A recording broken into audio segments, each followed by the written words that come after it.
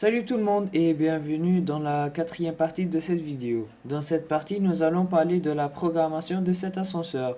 Cette partie est divisée plusieurs étapes pour bien comprendre. La première étape concerne les boutons.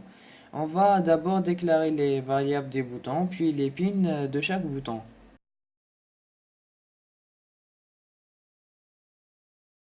On va définir les pins des boutons en input pour lire le signal.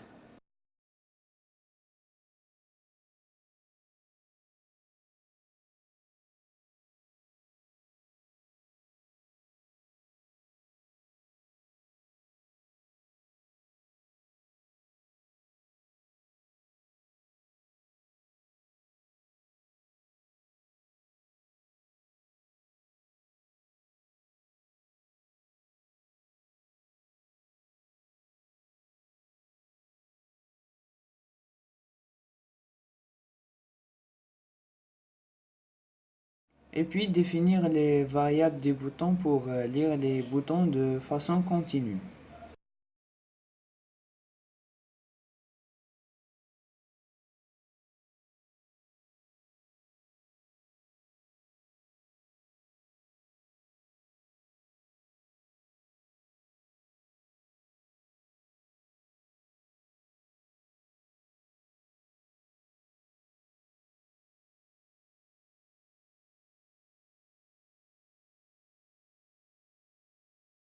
Et maintenant, on va voir notre fonction qui va nous permettre de contrôler notre ascenseur.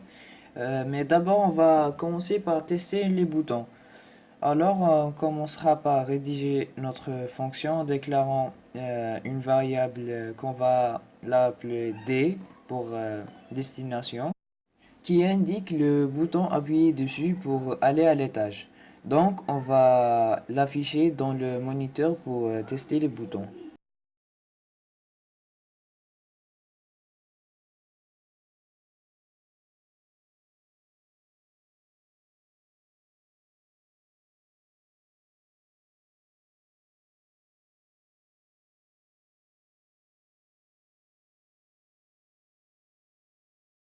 Sans oublier bien sûr le serial begin qui est très important pour afficher ce qu'on veut dans le moniteur.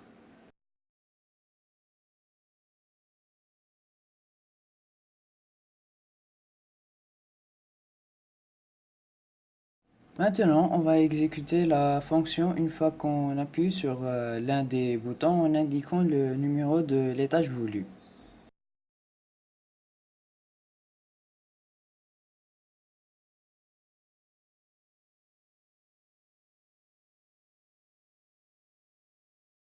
On compile le programme et on voit s'il y a des erreurs.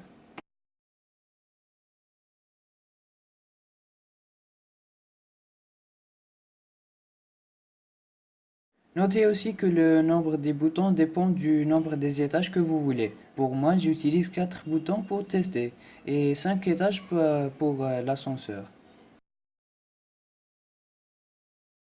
Et voilà, comme vous pouvez le voir dans le moniteur nous indique le numéro de l'étage de chaque bouton une fois qu'on appuie dessus. Maintenant, on peut exécuter une fonction une fois qu'on appuie sur l'un des boutons. Et cette fonction peut exécuter ce qu'on définit dans le programme. Passons à la deuxième partie. Voici la programmation qu'on est en train de faire et voici la programmation qui nous permet de tourner notre moteur pas à pas. Vous devriez savoir que les moteurs ont de différentes méthodes pour les contrôler. Pour nous, nous avons les deux pins du driver, pull pour pulsation et dir pour la direction. Pour la direction, il suffit juste de changer le courant de high vers low pour que le moteur change de direction. Et la variable div pour division qui nous sert à déterminer combien le moteur va tourner. Alors maintenant, on va copier ça pour plus tard et prendre ce qu'on a besoin à notre programme actuel.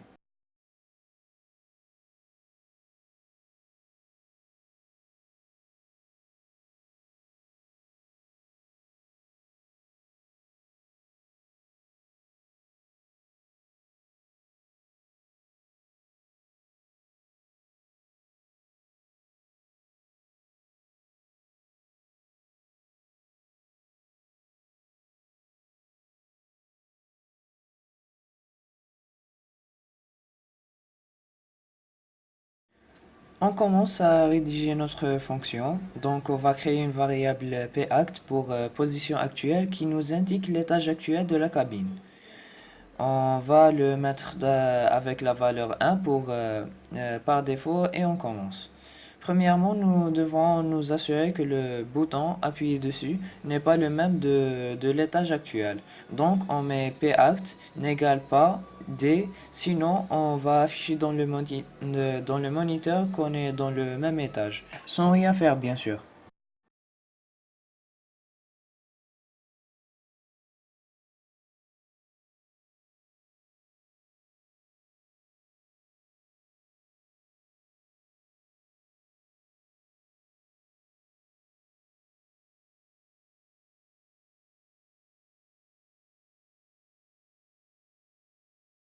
Deuxièmement, il faut qu'on sache si la cabine va monter ou descendre. Pour cela, on met si P at est plus petit que D, ça veut dire qu'on va devoir monter, sinon on doit descendre. Après, on va devoir fixer la direction du moteur, alors on doit mettre la première en opposé de la deuxième, quoi qu'il emporte la direction.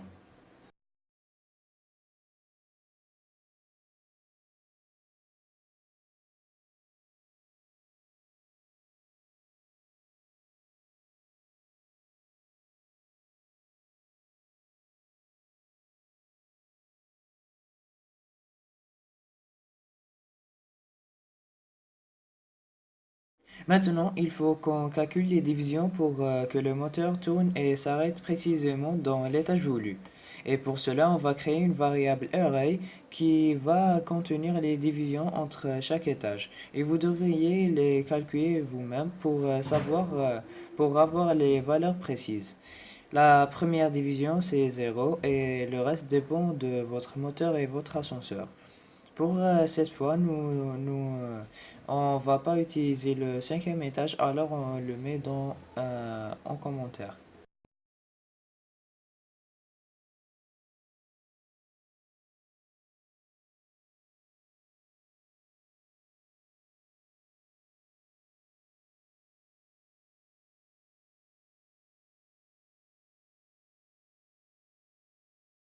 On revient à notre fonction et maintenant on va calculer les divisions qu'on a besoin. On va rédiger une boucle for pour le faire. Suivez ceci, ça vous permettra de calculer le nombre de divisions entre l'étage actuel et la destination.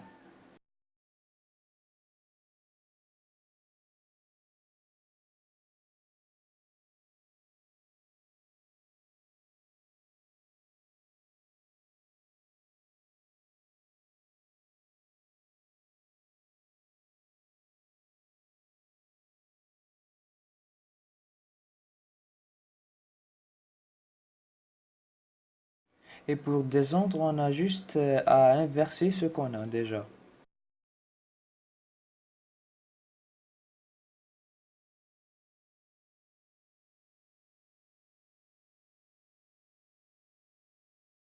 À la fin, et juste quand la cabine va arriver à l'étage voulu, on doit réinitialiser nos variables en changeant la position actuelle vers la destination et le nombre de divisions à 0. On a fini pour le côté programmation et on va tester ce qu'on a. Mais d'abord, on va mettre quelques valeurs à afficher pour savoir si tout marche bien.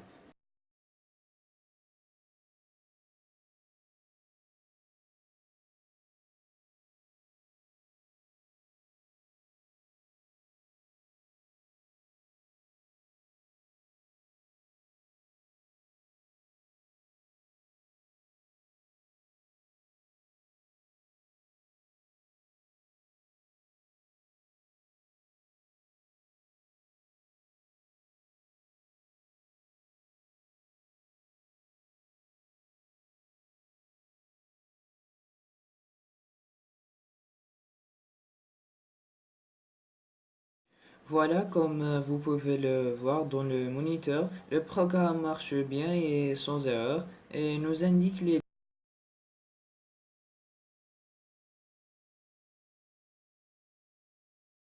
Pour la dernière des choses, on va copier la boucle for qui fait marcher le moteur.